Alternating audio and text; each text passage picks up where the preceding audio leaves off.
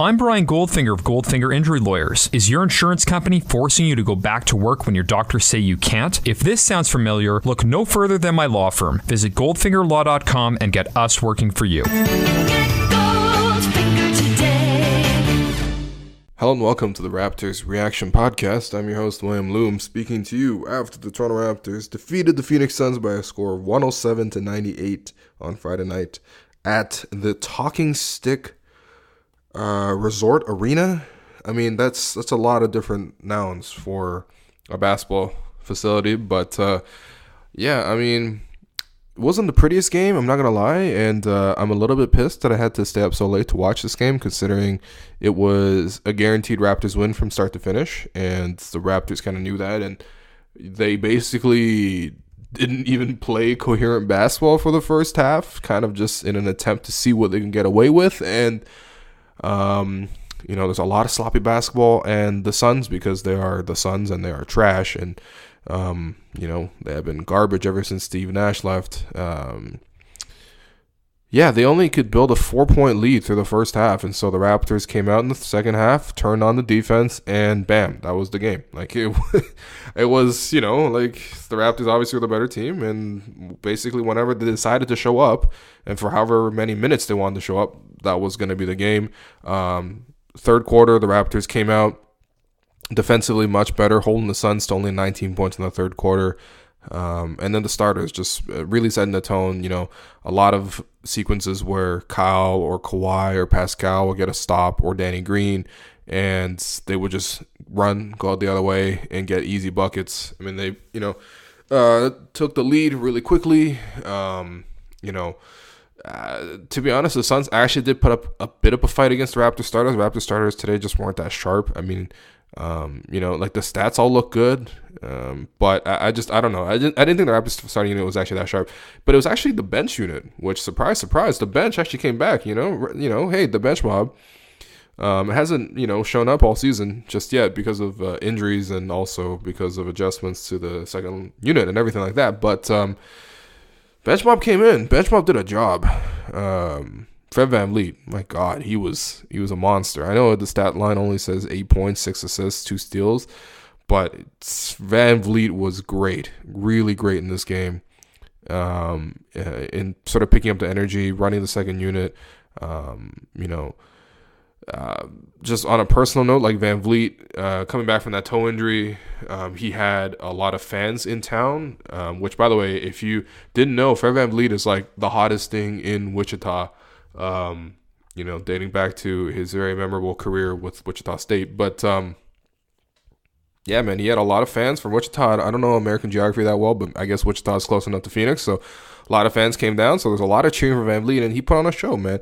A lot of things that VanVleet was doing in the second unit was just exactly what they've been missing with, you know, no disrespect to Lorenzo Brown, but, like, he wasn't doing things like breaking down the defense, going through the paint, you know, doing the Steve Nash move, you know, which some Suns fans will be familiar with, you know, cutting through the paint and then dragging a big man out with you and creating a mismatch that way. He drilled a 3 doing that right against DeAndre Ayton.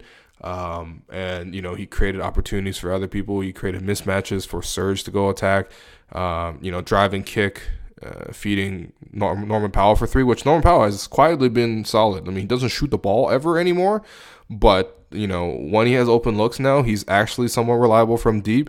He's been shooting it pretty well in the year. He shot 2 of 4 today, including a 3-pointer in the corner in the fourth quarter. Found CJ Miles for 2 threes in the fourth quarter there too. Shout out CJ for, you know, not just being terrible, because it's been a rough year for CJ so far, but he was good. And then also working the pick and pop with Ibaka. I mean, I just thought that VanVleet really set the tone for the second unit.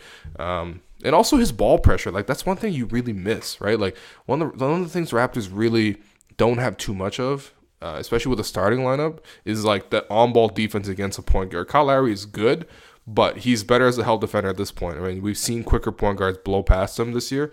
And yeah, usually the solution to that is put VanVleet out there. VanVleet was great, man. He picked off Eli Okobo, basically just like mugged him, took the ball right off of him, went for a layup, scored. And then a couple possessions later, Trevor Ariza's in the corner, and then VanVleet just like yanks the ball away from him. So great game for VanVleet to spark it. And basically, the second unit actually extended a lead for once, which I think probably is the first time all season they've done that. And it was just up to the starters to close it out. It wasn't the most efficient closeout by the Raptors starters. Part of that was because Kawhi Leonard, which maybe I'm burying the lead a little bit, but he had to leave the game with about 2 minutes left in the fourth quarter after there was a transition play where he was like ahead of the pack. Lowry found him with a great pass, and Kawhi went up for the layup. He kind of went up really soft, I thought, and it was a little bit strange. Because he went up soft, Ariza was able to come back and contest a shot, and they actually forced a miss. But Kawhi just didn't look the same after that play. And like there's like maybe 3 or 4 possessions that went on after that. Kawhi was mostly just jogging through them, kind of gingerly. And then finally, the Raptors called timeout, and Kawhi kind of headed straight to the locker room. Now after the game, Nick Nurse said that he had something called a jammed foot, and it wasn't an ankle, and that they were being evaluated. According to Doug Smith, Leonard was walking around the locker room with no issues, and apparently Nick Nurse doesn't think it's too serious. Although, let's be quite honest, he is. I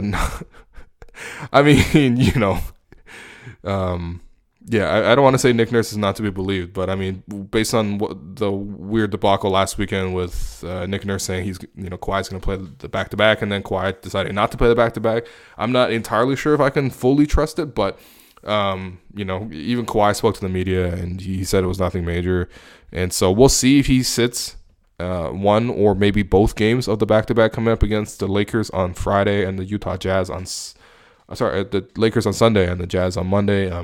You would just figure, based on the way the Raptors have treated these back-to-backs, that they'll probably try to look to limit Kawhi in the first place. And honestly, if he's even slightly injured, there's no reason to risk it this early in the season. Raptors are now 8-1 on the year, even if they lost both of these 2 games against the Lakers, which the Lakers haven't been that good. So I think the Raptors might even be able to challenge the Lakers and the Jazz too. Like the Jazz just lost to the Memphis Grizzlies. It's really late, man. I want to go to bed.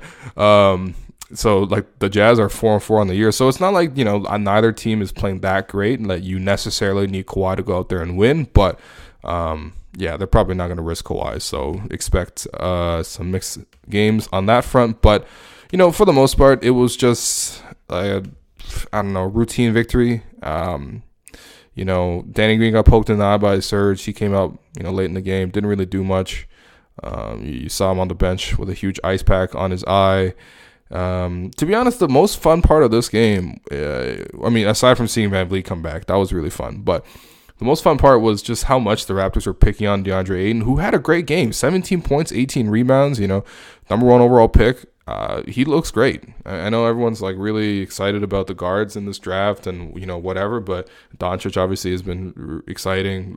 Trae Young's had some moments, but Ayton is really, really freaking good, especially offensively. He's really poised. He's been really efficient all year. Definitely rebound the ball. I mean, he got 7 offensive rebounds by himself today, which out-rebounded the Raptors. The Raptors only had 6 offensive rebounds. But the best part about this game was just how much the Raptors were intent on, like, bullying DeAndre Ayton in pick and roll. Like, Ayton just has no idea how to guard pick and roll whatsoever, and so JV got to the got 16 points and 7 of 10 shooting. Serge Ibaka got 14 points and 6 of 12 shooting. Like, they were just able to get to the rim at will against DeAndre. Every time they got a pick and roll, they just put him in the pick and roll. They're gonna get an open shot every single time.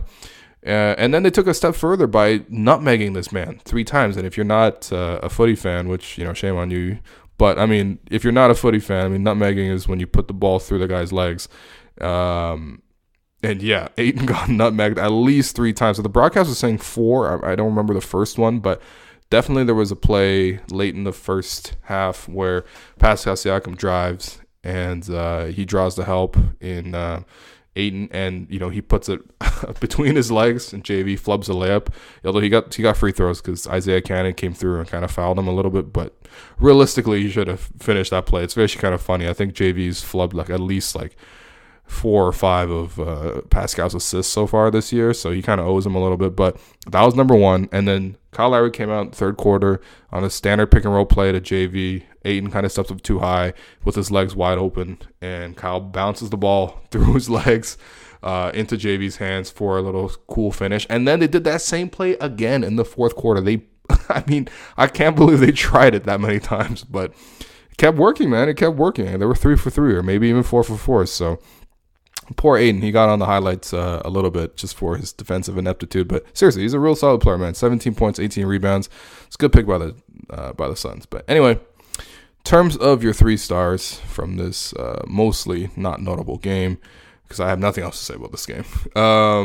First star, I'm gonna give it to Fred. I know it's a bit crazy, but I just thought that he was so pivotal in the most dominant stretch for the Raptors. I mean, the Raptors played their best basketball between the third quarter and the fourth quarter, and I was actually with the bench unit, and so it was Fred doing that. I know it's only 8 points, 6 rebounds, 8 points, 6 assists, 3 rebounds, 2 steals, a block, 2 threes in 20 minutes, plus 7. But I'm telling you, Fred was crucial, pivotal in this game, and I'm really happy that he got extended run out there. It's a little bit weird that DeLon Wright only got 7 minutes, and they were basically all in one continuous stretch. But I don't know. We'll see. If Kawhi is out, then I think you'll see definitely a lot more of DeLon. But Fred, I thought, was the most important guy in the most important portion of the game, so I'm going to give it to him. And then second star, I'm going to give it to Kyle Lowry. I thought his energy tonight was great. I mean, he just keeps. He just forces his team to play at a fast pace, and he's so tenacious in the help defense, and like he's always making an effort. I mean, he's getting blown by a little bit, but he's making an effort, and his energy is just contagious, I think. I mean, 11 points, 6 rebounds, 12 assists, 2 steals, 4 of 9 from the field. Obviously more focused on distributing for others, which, he's done a great job of. This is his 7th straight game with double-digit assists now, which is tied, I think, Jose Calderon with the Raptors record. Kyle's playing great right now. His passing is it's just so good at this moment. I mean, he's got everyone great looks in the starting lineup, and so Kyle really deserves that credit. I think he's been the star of pretty much every single game except maybe that Bucks game when everyone was trash, but he still got 15 assists in that Bucks game, so you can't really argue too much with that. And then in terms of your third star, you could probably go with Kawhi. I thought Kawhi was pretty decent, carried the offense for a little bit. I thought JV was really good offensively and got 4 blocks, which is nice. But I also thought he got exploited a little bit on defense, and that's a little bit of the reason why the Suns were able to make a push at the end of the fourth quarter. So I'm going to give it to Serge. Serge, I mean, look, he started off real shaky, missing some wide open shots, but defensively he was really good in the second half. So 14 points, 4 rebounds, and assists, 2 steals, 2 blocks, 6 of 12 shooting from Serge. 0 of 4 from deep. His 3-point shot really hasn't been there all year, but his defense, his defensive effort has been there every single game, and you got to really appreciate that. So those are your 3 stars. In terms of your Gerald Henderson award, it's a little bit tough. I guess I'll give it to Isaiah Canaan because I can't believe this dude scored 19 points against the Raptors. I mean, it was Isaiah Canaan is just not a guy you expect to score 19 points against you, but good for him, man. Good for him. I mean, I thought Devin Booker was going to do a little bit better in this game, but the Raptors defensively against Devin Booker did great. I thought Kyle did a great job against him, guarding him in the post. Danny Green did a pretty good job of, taking on Booker, chasing around screens. I thought, Serge really did a good job of, playing up high against Booker and taking away that pull-up jumper. And Fred did the same thing as well. So there's a good team effort against Booker to shut down their best scorer, and the rest of the Suns couldn't come up with many points. I mean, the Suns overall shot 44% from the field and 31 from deep, and only shot 18 free throw attempts. So it was pretty good defensive effort from the Raptors. And quite honestly, this was a game where the Raptors weren't even trying that hard. So it's a good win, solid win. Hopefully Kawhi's healthy. Hopefully Danny Green's eye is okay. And I'll speak to you again after Sunday's game. That should be a lot more fun.